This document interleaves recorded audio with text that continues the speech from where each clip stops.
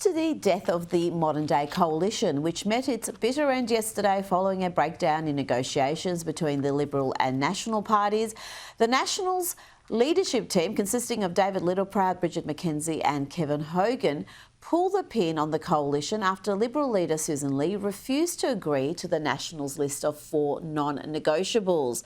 These were nuclear energy, supermarket divestiture, the $20 billion Regional Future Fund and universal service obligations to ensure reliable mobile phone coverage in regional areas. The end of the coalition comes as many National MPs expressed their anger at the fact that their party signed up to net zero obligations, and as the Australian reports, this was especially apparent in yesterday's decision because the final trigger for David Littleproud and his team was the fact that the Liberal leader said she could not agree to a request from Mr Littleproud allowing his shadow cabinet ministers a free vote on contentious issues, including net zero emissions by 2050. Joining me now for more on this are Sky News contributors Prue MacSween and Tina McQueen.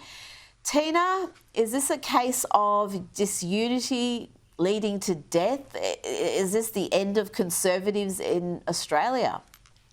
Oh, look, I hope not. I think it's been done out of sheer frustration. To be honest, Rita, this has been, on the card since Turnbull's leadership of the Liberal Party. That started to drag the party to the left and then continued. We haven't been there to support our base with strong Conservative views. And I think the Nats, rightly so, have said, enough. I've had enough. Particularly things like phone coverage seems like a little thing, but as someone with a daughter living in the country, I travel, 2 hours of my 4-hour journey, there is no phone coverage. So, but I can tell you, Rita, there's been a lot of Liberal donors that donated the Liberal Party that have contacted me specifically offering their support to Matt Canavan. There's a lot of support out there for Matt Canavan and where the National stance at the moment. So, look, clearly, ideally, they have to get together to form government at some stage for the next election if they hope to win. But, I admire the Nationals. Some of them are giving up money, have a massive drop in pay and to stand on a principle. And I think that's, I take my hat off to that. And that shows a true politician of conviction. That's a very good point there, Prue. It's been underreported. There are going to be pay cuts here, and you don't see politicians often opting for a pay cut, but that's what they're doing, and they're doing it on principle. Well, it's nice to see politicians with principle for a change. It's not just a pay cut, of course, it'll be a staff cut. So they're really, a lot of people have been saying they're just posturing and, spoiled brats and, playing to their constituents. But I think it had to happen. And I don't believe that you can trust that Sussan Ley, who started off, I was impressed with her first speech, but we know that she's woke. We know that she's a wet. We know that the moderates, Photius has his tentacles everywhere within the Liberals. And so many of them want to take it to the left, to the centre left. And that, of course, will spell, incredibly bad news for the true Conservative voter. So I think it was great that Matt Canavan sort of was the person who threw the grenade in. I think Littleproud, if he continues supporting net zero, is a dead man walking.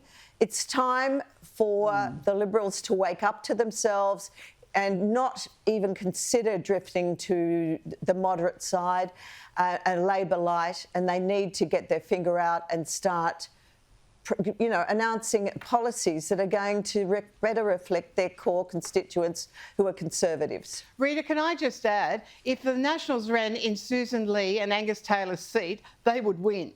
So I think Sussan Ley and Angus Taylor are going to have to carefully consider their options. I have no doubt that Nationals would win both those seats. Well, let's talk about that. But first, about the path to reconciliation. There are Liberal Party stalwarts urging for the reconciliation to happen very quickly.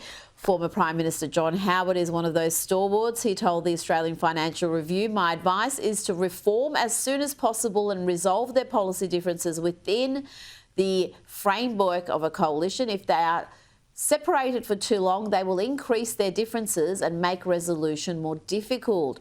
But that is looking unlikely amid suggestions that David Littleproud and Sussan Ley do not like each other.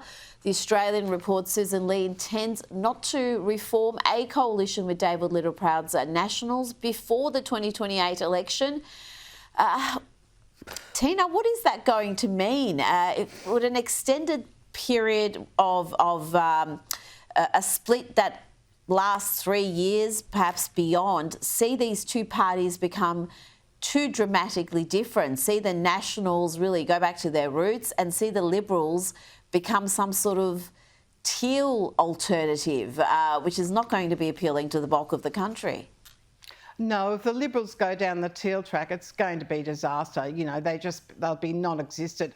Look, maybe if these two leaders, who I really think they don't get on, perhaps there may be a change in leadership for both parties to resolve this issue. I mean, who knows? But clearly, common sense and anyone with a half a brain knows that the coalition has to exist with, as I said, any hope to form government.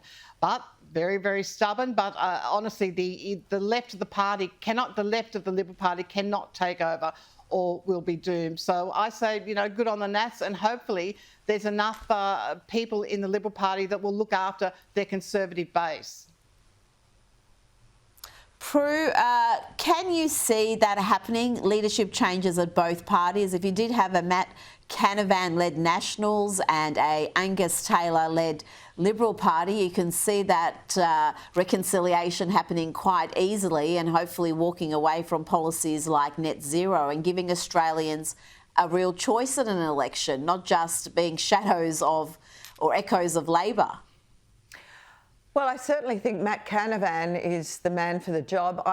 My jury's out on Angus Taylor because, while he's no doubt very bright, he's not great at prosecuting an argument. So he's, you know, and I like Ted O'Brien, although, you know, he is a moderate, which worries me, but I thought he was very impressive during the nuclear debate. But, you know, he's yet to be proven. I mean, if he's going to be, you know, one of those, you know, even a hidden woke moderate within the ranks, then that wouldn't work. So I believe it's going to mean that they will have to have a change of leadership, and I think that Littleproud and Ley are probably dead people walking. The other death knell, Rita, for Sussan Ley would be if she introduces quotas. Now, I was wildly misreported in a newspaper at the weekend saying I supported quotas with nothing further than the truth, absolute rubbish. But if she attempts to introduce quotas, I'll be one of the first women to walk away from the Liberal Party myself and join the Nats.